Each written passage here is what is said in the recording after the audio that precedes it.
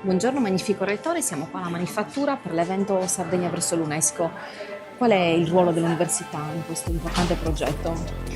Il ruolo dell'università è duplice, perché da un lato, quando si avvia un percorso così importante, strategico per la nostra regione, come istituzione è importante che si sia accanto e che si collabori per portare avanti un percorso che è anche particolarmente lungo e che va costruito come stanno facendo, ma che va costruito con molta attenzione.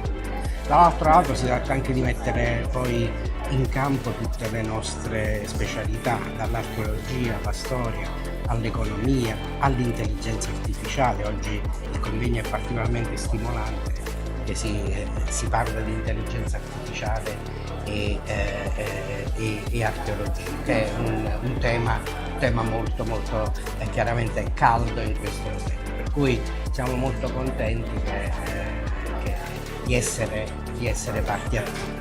Grazie professore. Buongiorno professor Ivan Blecic, oggi siamo qui alla Manifattura per parlare di come l'intelligenza artificiale entra in gioco nella civiltà nuragica in vista anche di quello che vuole essere l'ingresso verso l'UNESCO dei nostri nuraghi, dei nuraghi della Sardegna.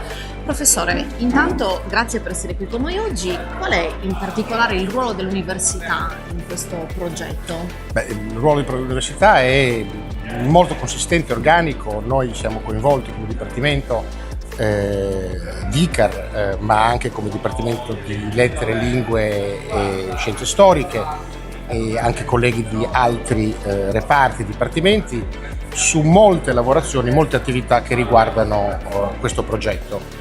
Dal studio di case pilota alla progettazione dei siti di interventi, alla progettazione delle piattaforme informatiche, in particolare anche al grande supporto che stiamo dando assieme a Krenos per la costituzione della rete territoriale dei siti nuragici, che per noi nella concezione del progetto deve diventare un vero veicolo di governo e di miglioramento poi progressivo e incrementale della qualità di servizi, della gestione, della messa a valore del patrimonio storico, protostorico, e in ultima istanza di sviluppo territoriale, che su questo si può innestare. Il nostro ruolo come Università di Cagliari è decisivo e siamo un partner strutturale dentro questo progetto.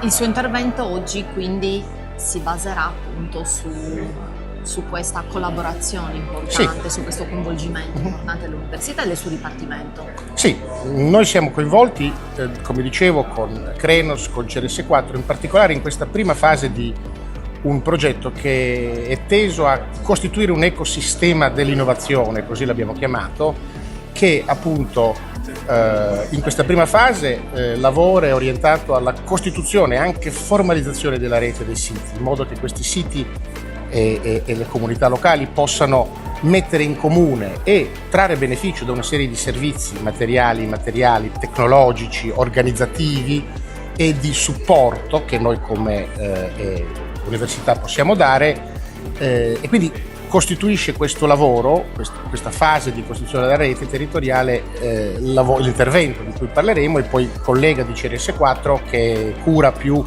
la parte dello sviluppo delle piattaforme tecnologiche, cioè di servizi che i siti che aderiscono a questa rete di cui potranno beneficiare una volta che la rete sia costituita.